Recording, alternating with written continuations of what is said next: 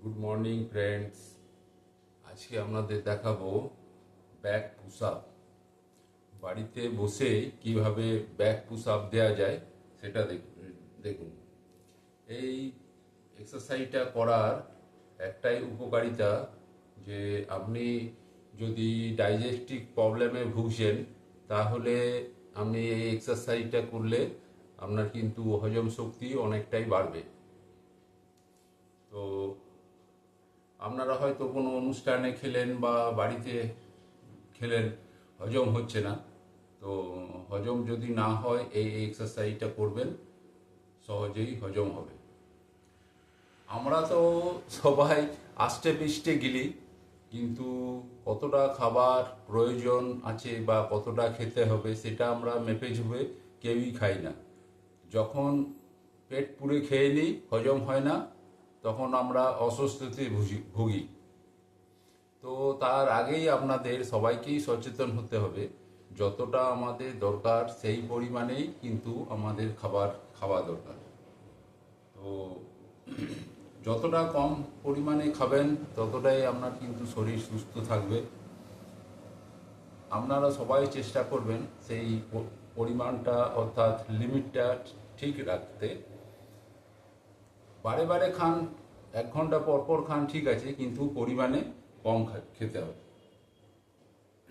এবং যে খাবারটা খাবেন সেই খাবারটার মধ্যে কিন্তু কোয়ালিটি কোয়ালিটি ফুড থাকতে হবে। অর্থাৎ যা পেলাম চোখের সামনে খেয়ে নিলাম সেটাতে কিন্তু আপনার হজমের গোলমাল করবে। তো যার শরীরে যতটা পরিমাণ ক্যালোরি দরকার সেই পরিমাণ খান, দেখবেন শরীর সুস্থ থাকবে। এখনকার দিনে বেশিরভাগ লোকই কুঁড়ে হয়ে যাচ্ছে। বাড়িতে বসে কোনো কাজ করব না, কোনো পরিশ্রম করব না, এতে কি হচ্ছে, আমাদের পেটের মধ্যপ্রদেশ সবাইকারই বেড়ে যাচ্ছে। ছেলে মেয়ে, বয়স্ক, পুরুষ মহিলা সবাইকারই কিন্তু পেটের পেটের যে চর্বির ভাগটা সেটা বেড়ে যাচ্ছে, যার ফলে পেট বড় হয়ে যাচ্ছে। তো আপনারা যদি ঠিকমতো এক্সারসাইজগুলো করেন তাহলে কিন্তু এই মেদ মেদ বাড়া বা ভুঁড়ি বাড়া টেন্ডেন্সিটা থাকবে না। তো বাড়িতে বসেই যে সব এক্সারসাইজগুলো আমি দেখাচ্ছি সেগুলো চেষ্টা করবেন করার, তাহলে কিন্তু অনেকটাই ভালো থাকবেন। তো আর বেশি দেরি না করে আমি শুরু করছি আজকে যে এক্সারসাইজটা। সেই এক্সারসাইজটা আপনারা বাড়িতে বসেই প্র্যাকটিস করতে পারেন। এতে কী হবে, ডাইজেস্টিভ যে প্রবলেমটা বলছিলাম সেটা কম হবে।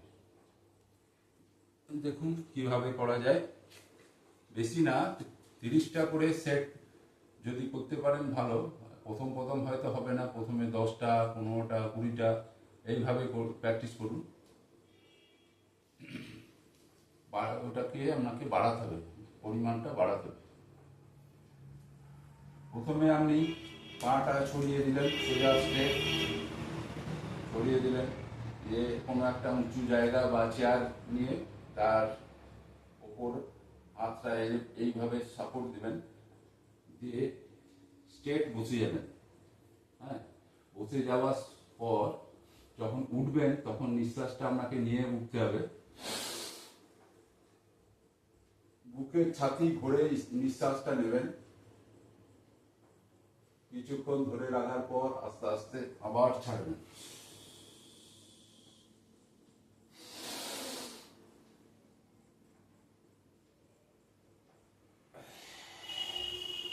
এইভাবে আপনারা কাউন্ট করবেন,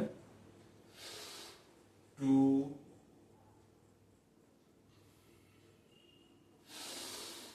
3, 4, 5, 6, 7, 8, 9,